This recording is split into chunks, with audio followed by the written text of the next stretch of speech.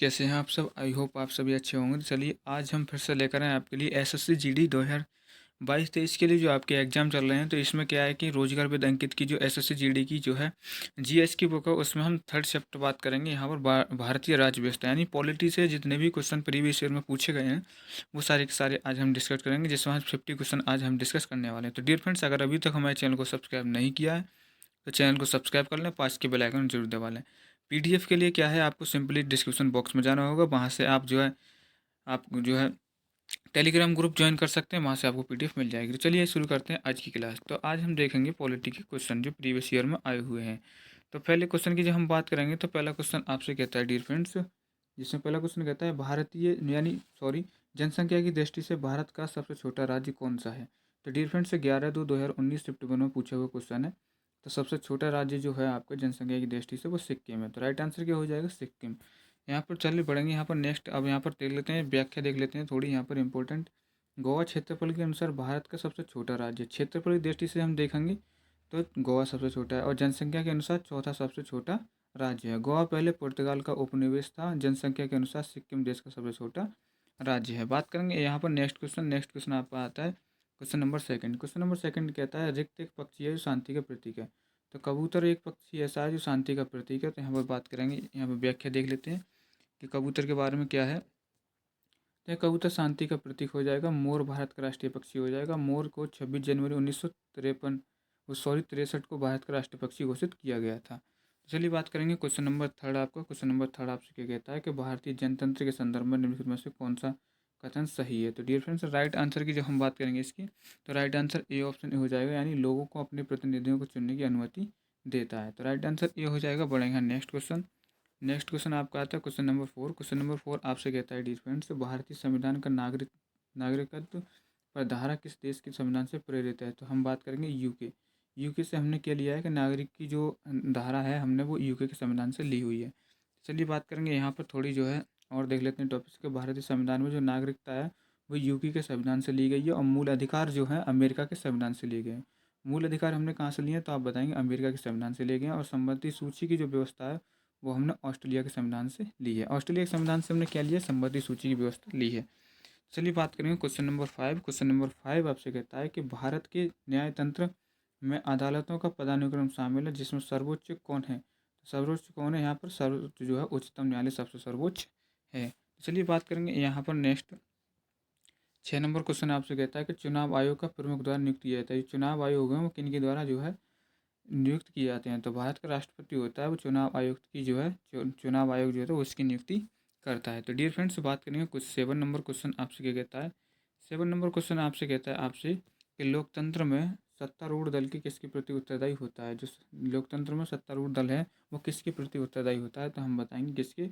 जनता के प्रति, यानी 11/2/2019 शिफ्ट सेकंड में पूछा हुआ क्वेश्चन है। तो चलिए बात करेंगे क्वेश्चन नंबर 8। क्वेश्चन नंबर 8 कहता है आपसे कि निम्नलिखित में से कौन सा चुनाव आयोग का महत्वपूर्ण कर्तव्य नहीं है। तो महत्वपूर्ण कर्तव्य नहीं, चुनाव का निरीक्षण करना इनका कर्तव्य हो जाएगा।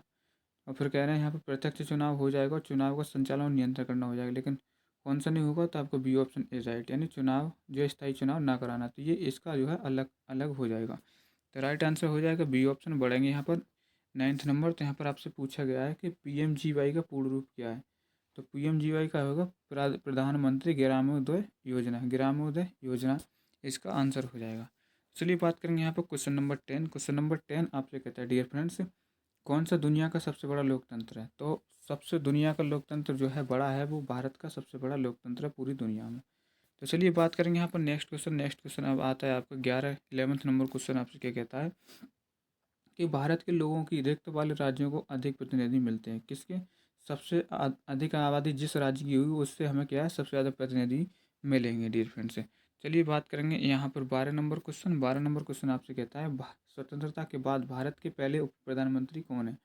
तो बताना है कि स्वतंत्रता के बाद भारत के पहले उप प्रधानमंत्री कौन थे। तो सरदार वल्लभ भाई पटेल जो थे, सरदार जो है देश के उप प्रधानमंत्री थे। तो चलिए बात करेंगे यहाँ पर नेक्स्ट, यहाँ पर देख लेते हैं व्याख्या में।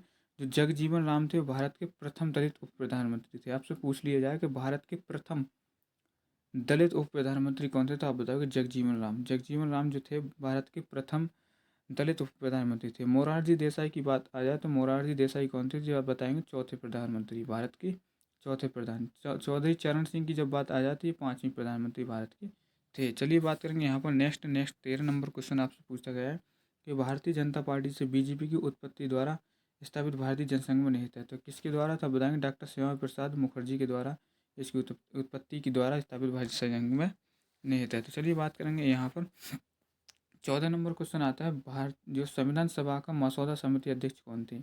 जो संविधान सभा का मसौदा तैयार किया गया था उस समिति के अध्यक्ष कौन थे? तो आपको बताना है राइट आंसर में कौन थे। तो B.R. अम्बेडकर इसका राइट आंसर हो जाएगा, यानी भीमराव अम्बेडकर जो थे वो संविधान सभा मसौदा के जो है समिति के जो है अध्यक्ष थे। तो बात करेंगे यहाँ पर जो K.M. मुंशी थे, K.M. मुंशी समिति के एक सदस्य थे। K.M. मुंशी कौन थे?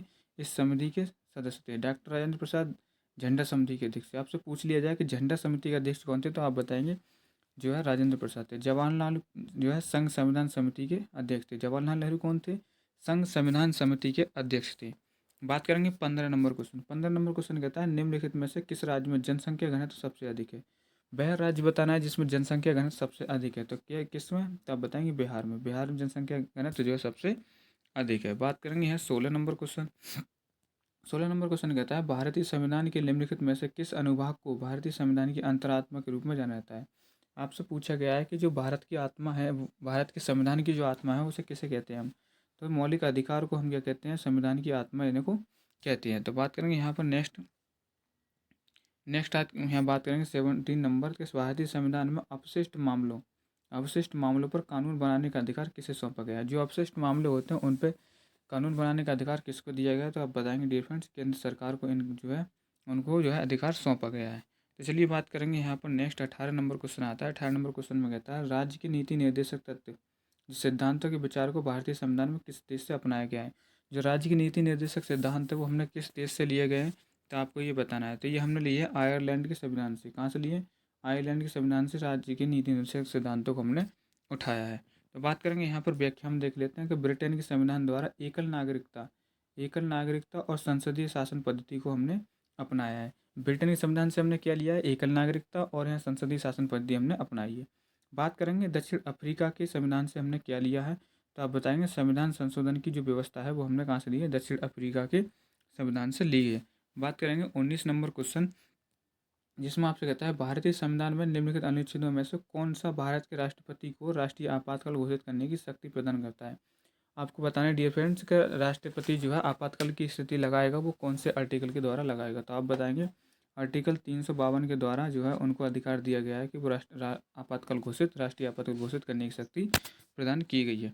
बात करेंगे यहाँ पर देख लेते हैं और इम्पोर्टेंट जो है अनुच्छेद 352 भारतीय संविधान में राष्ट्रपति को राष्ट्रीय आपात घोषित करने की शक्ति प्रदान करता है। अनुच्छेद जो 356 राज्यों के संविधान तंत्र के विफल हो जाने की दशा में उल्लिखित है। बात करेंगे अनुच्छेद 371 महाराष्ट्र और गुजरात राज्यों के लिए विशेष उपवेष्टन, और बात करेंगे 372 में विद्यमान विधियों का प्रयुक्त बने रहना और उनका अनुकूलन रखना जो है बताया गया है। बात करेंगे 20 नंबर क्वेश्चन। 20 नंबर क्वेश्चन में आपसे कहता है कि राज्यसभा का प्रधान सभापति कौन होता है? तो आप डियर फ्रेंड 2019 में पूछा हुआ क्वेश्चन है शिफ्ट नंबर 2 में। तो राज्यसभा का प्रधान सभापति कौन होता है? तो आप बताएंगे कि भारत का उपराष्ट्रपति जो होता है वो प्रधान सभापति होता है। बात करेंगे यहाँ पर नेक्स्ट 21 नंबर की बात करेंगे निम्नलिखित में से कौन सा दिन है जो मानव अधिकार दिवस के रूप से मनाया जाता है? तो आप बताएंगे कौन सा? जो 10 दिसंबर आपका वो मानव अधिकार दिवस के द्वारा मनाया जाता है। तो डी ऑप्शन इज राइट हो जाएगा। तो बढ़ेंगे यहाँ पर नेक्स्ट आता है आपका है क्वेश्चन अडॉप्ट ए हेरिटेज, अपनी धरोहर अपनी पहचान एक पहल है। किसकी पहल है? तो आप बताएंगे पर्यटन मंत्रालय की एक पहल है। कौन सी? अडॉप्ट ए हेरिटेज, अपनी धरोहर अपनी पहचान की एक पहल है। किसकी? पर्यटन मंत्रालय की। तो डिफरेंस यहाँ पर देख लेते हैं नेक्स्ट क्वेश्चन आता है आपका 23 निम्नलिखित में से कौन सी भाषा संविधान की 8वीं अनुसूची का हिस्सा नहीं है?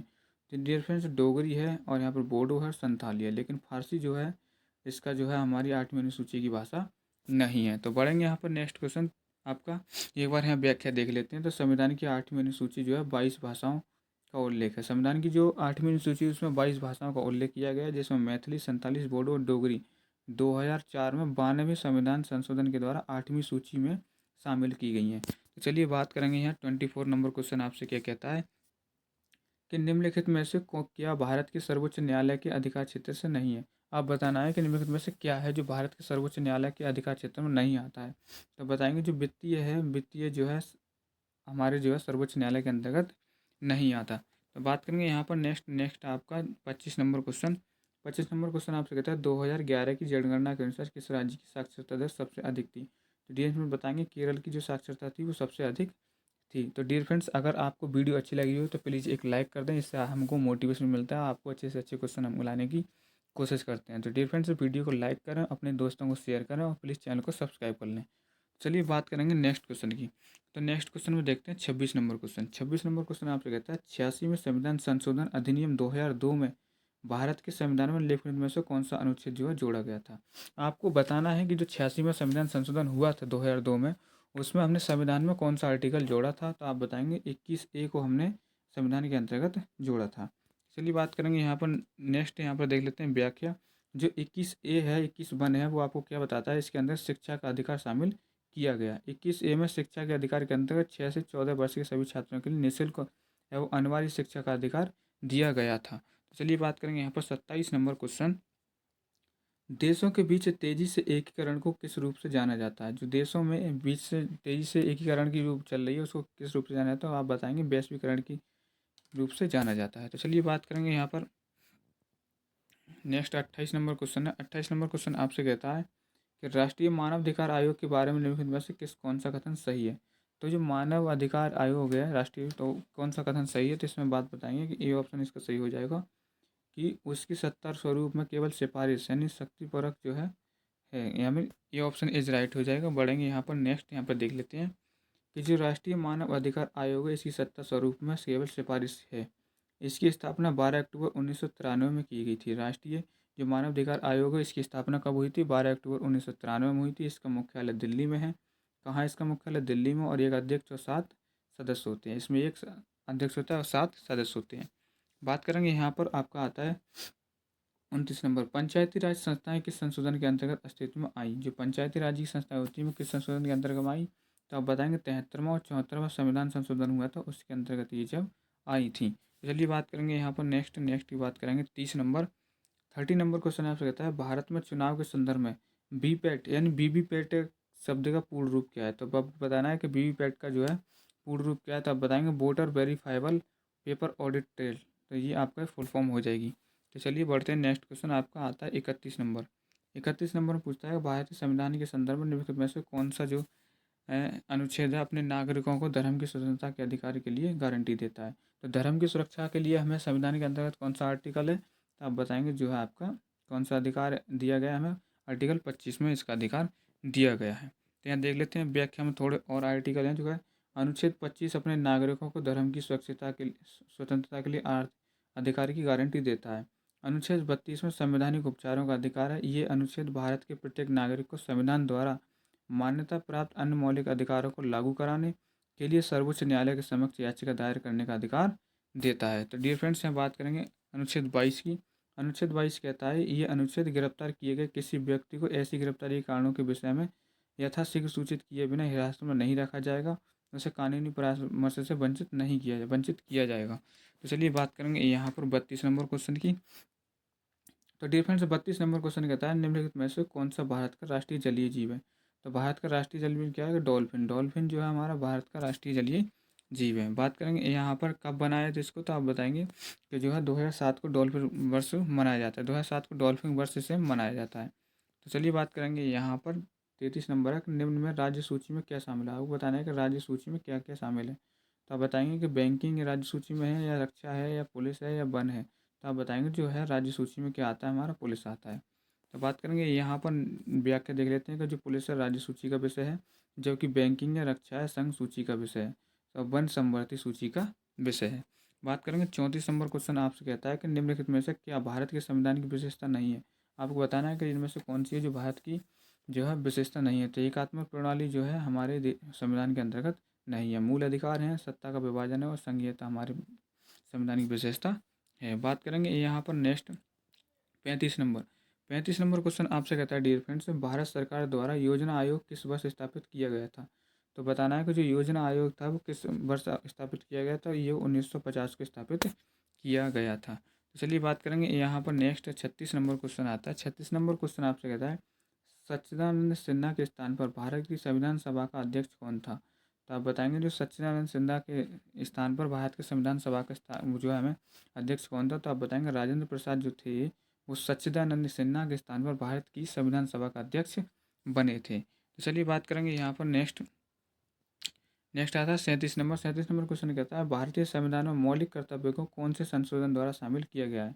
तो जो मौलिक कर्तव्य थे वो हमारे संविधान में किस जो है संशोधन के द्वारा हमने उसमें जोड़े थे? तो आप बताएंगे कि जो 42वां संविधान संशोधन हुआ था उसके द्वारा हमने क्या किया था कि मौलिक कर्तव्यों को अपने संविधान में जोड़ा था। तो चलिए बात करेंगे यहाँ पर कुछ आर्टिकल और हैं कि भारतीय संविधान में मौलिक कर्तव्यों को 42वें संविधान संशोधन 1976 के द्वारा शामिल किया गया था। मूल कर्तव्यों को सरदार स्वर्ण सिंह समिति की संस्तुति पर शामिल किया गया था। कौन सी समिति थी जिसके द्वारा हमने ये शामिल किए थे? तो आप बताएंगे कर्तव्यों को जो सरदार स्वर्ण सिंह समिति के कहने पर। अब मूल कर्तव्य का उल्लेख जो है 51 काम में मिलता है और वर्तमान मौलिक कर्तव्य की संख्या कितनी है? 11 है। कितनी संख्या है? 11 है। चलिए बात करेंगे यहाँ पर जो है 38 नंबर। संपत्ति के अधिकार को भारतीय संविधान को किस संशोधन द्वारा मौलिक अधिकारों की सूची से हटा दिया गया है? तो 44वां संशोधन जो हुआ था उसमें क्या है कि जो संपत्ति का अधिकार हुआ था उसे अब जो है हटाकर कौन सा बना दिया है? ये बना दिया है कानूनी अधिकार। तो यहाँ पर डियर फ्रेंड्स जो कि हमें अब कहाँ मिलता है? 300 का में इसका वर्णन हमको मिलता है। चलिए बात करेंगे 39 नंबर क्वेश्चन की। 39 नंबर क्वेश्चन आपसे कहता है कि भारत की रियासतों के एकीकरण में किसकी निर्णायक भूमिका निभाई थी? जो भारत की रियासत थी उनकी एकीकरण करने में किसने अपनी जो है निर्णायक भूमिका निभाई थी?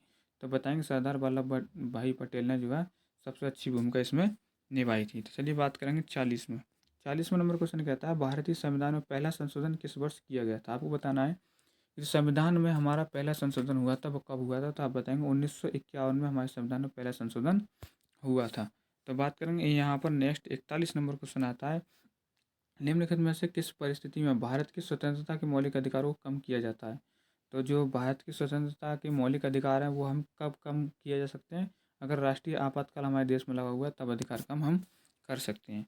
चलिए बात करेंगे यहाँ पर जो है हम व्याख्या देख लेते हैं कि राष्ट्रीय आपातकाल की स्थिति में भारत की स्वतंत्रता के मौलिक अधिकारों को कम किया जाता है। राष्ट्रीय आपातकाल युद्ध या बाह्य आक्रमण या सशस्त्र विद्रोह के कारण लगाया जाता है। राष्ट्रीय आपातकाल अनुच्छेद 352 के तहत राष्ट्रपति द्वारा लगाया जाता है। वित्तीय आपात में भारत और किसी किसी देश के उसके किसी क्षेत्र में वित्तीय स्थिति खतरे में होती है तब लगाया जाता है। तो चलिए बात करेंगे 42 नंबर। 42 नंबर क्वेश्चन आपसे कहता है भारतीय संविधान में कितनी अनुसूचियाँ हैं? तो कितनी अनुसूचियाँ हैं? 12। 12 अनुसूचियाँ बताई गई हैं। भारतीय संविधान में 12 अनुसूचियाँ हैं जबकि मूल संविधान में कितनी थी? 8 अनुसूचियाँ थी। तो चलिए बात करेंगे यहाँ पर नेक्स्ट आता है 43 नंबर क्वेश्चन। भारत में राज्यों के राज्यपालों की नियुक्ति करने का अधिकार किसके पास है? तो किसके पास है? आप सीधे से बताओ कि राष्ट्रपति के पास। और ये क्वेश्चन 18/2/2019 में आया हुआ क्वेश्चन है। बात करेंगे यहाँ पर जो है व्याख्या देख लेते हैं कि भारत में राज्यों के जो राज्यपाल की नियुक्ति करने का अधिकार राष्ट्रपति के पास है। अनुच्छेद 155 के तहत राज्यपाल की नियुक्ति राष्ट्रपति द्वारा की जाती है। कौन से आर्टिकल के तहत राज्यपाल की नियुक्ति की जाती है? 155 के तहत राज्यपाल की नियुक्ति जो है राष्ट्रपति के द्वारा की जाती है। मुख्यमंत्री की नियुक्ति राज्यपाल के द्वारा की जाती है। मुख्यमंत्री की नियुक्ति कौन करता है? राज्यपाल। मुख्यमंत्री की नियुक्ति का प्रावधान अनुच्छेद 164 में उल्लेखित किया गया है। बात करेंगे है आपका 44 नंबर। कौन सा अधिकार उपभोक्ता संरक्षण से संबंधित नहीं है? उपभोक्ता संरक्षण से कौन सा अधिकार संबंधित नहीं है? तो आप बताएंगे कि समानता का अधिकार जो है उपभोक्ता संरक्षण से संबंधित नहीं है। तो बात करेंगे यहाँ पर नेक्स्ट आपका आता है 45 नंबर क्वेश्चन। 45 नंबर क्वेश्चन आपसे क्या कहता है? 45 नंबर क्वेश्चन आपसे कहता है भाई कि भारत के सर्वोच्च न्यायालय की शक्ति के संदर्भ में न्यायिक समीक्षा का क्या अर्थ है? तो आपको बताना है क्या अर्थ है। तो डी ऑप्शन इज राइट हो जाएगा। ये संसद द्वारा पारित किसी भी कानून को संवैधानिकता की जांच करता है। तो चलिए बात करेंगे यहाँ पर एक 46 नंबर क्वेश्चन। 46 नंबर क्वेश्चन कहता है संविधान की 8वीं अनुसूची संविधान 92वां संशोधन यानी 8वीं जो अनुसूची संविधान है 92वां संशोधन अधिकार नियम जो है 2003 द्वारा सूचीबद्ध भाषाओं की संख्या कितनी बताई थी? तो आप बताएंगे 8वीं सूची में 22 भाषाओं का ज्ञान हमको बताया गया था। तो बात करेंगे यहाँ पर 47 नंबर क्वेश्चन आता है राज्यसभा के बारे में कौन सा कथन सही है? तो राज्यसभा के बारे में आपको कौन सा कथन सही है? ये भारत के संविधान द्वारा निर्धारित एक सीधे निर्वाचित निकाय है। या बी ऑप्शन राज्य विधानसभा के निर्वाचित सदस्य राज्यसभा सदस्यों को चुनाव करते हैं। सी ऑप्शन इसे संसद के निचले सदन के रूप में जाना जाता है। या डी ऑप्शन राज्यसभा के सदस्य स्थायी रूप से चुने जाते हैं। तो डी फ्रेंड्स बी ऑप्शन इसका राइट हो जाएगा कि जो राज्यसभा विधानसभा के निर्वाचित सदस्य होते हैं वो राज्यसभा सदस्यों का चुनाव करते हैं। तो बढ़ेंगे यहाँ पर 48 नंबर क्वेश्चन। 48 नंबर क्वेश्चन की हम बात करेंगे, किसी भी जो है पारी संकट में नियोजन में काम करने के लिए 14 वर्ष से कम उम्र के बच्चों को निषेध भारतीय संविधान के किस अनुच्छेद में वर्णित थे। तो किस अनुच्छेद में जो है बताया गया है कि 14 से जो हमारे कम उम्र के बच्चे हैं उनके लिए आप क्या है 14 वर्ष से कम बच्चों के जो है आप जो है किसी भी जो है आप जो है काम नहीं करा सकते, किसी से कोई महत्व काम नहीं करा सकते। तो ये किस में बताया गया, आर्टिकल 24 में ये बताया गया है। तो यहाँ देख लेते हैं, यहाँ पर अनुच्छेद 22 देख लेते हैं, कुछ दशाओं में गिरफ्तारी और निरोध से संरक्षण करता है। 23 की बात करते हैं कि मानव दुष्प्रभाव बालाश्रम से हल का निषेध करता है। आप मानव दुष्प्रभाव व्यापार नहीं कर सकते और बालाश्रम नहीं कर सकते। 25 की बात करेंगे, अंतःकरण और धर्म के अबाध रूप से के मानने या आचरण प्रचार करने की स्वतंत्रता का अधिकार देता है। तो बात करेंगे यहाँ सेकंड लास्ट क्वेश्चन है आपका, किसी एक व्यक्ति को भारतीय सर्वोच्च न्यायालय के न्यायाधीश के रूप में नियुक्त होने के लिए उच्च न्यायालय में कितने वर्षों तक अभ्यर्थ रहना पड़ता है। तो उच्च न्यायालय में कितना रहना पड़ेगा अगर किसी सर्वोच्च न्यायालय में उसको न्यायाधीश बनना है तो कम से कम 10 साल उसने क्या है कि जो है आपको उच्च न्यायालय का जज या उसने उसमें जो है वकालत की हो। तो चलिए बात करेंगे यहाँ पर 50 नंबर क्वेश्चन की, आज का लास्ट क्वेश्चन, भारतीय संसद द्वारा भगोड़ा आर्थिक अपराधी अधिनियम कब पारित किया गया था। तो भगोड़ा आर्थिक अपराधी अधिनियम कब पारित किया गया था, 2018 में इसको पारित किया गया था। तो डियर फ्रेंड्स यहाँ से बात करते हैं 51 नंबर क्वेश्चन और देख लेते हैं यहाँ पर कि राष्ट्रीय खाद्य सुरक्षा अधिनियम जो है निम्नलिखित में से किस वर्ष पारित किया गया था। जो राष्ट्रीय खाद्य सुरक्षा अधिनियम आया वो कब आया, किस वर्ष आया, तो 2013 में इसको लाया गया था। तो डियर फ्रेंड्स क्लास कैसी लगी कमेंट बॉक्स में ज़रूर बताएं, और जो है जो भी टॉपिक आप जो है रिवीजन करना चाहते हैं या प्रीवियस देखना चाहते हैं आप हमें कमेंट बॉक्स में बता सकते हैं, हम उसी के अनुसार जो है आपको टॉपिक करा दिया जाएगा। तो बने रहिए हमारे चैनल पर, मिलेंगे नेक्स्ट वीडियो में, जब तक के जय हिंद, जय भारत, भारत माता की जय।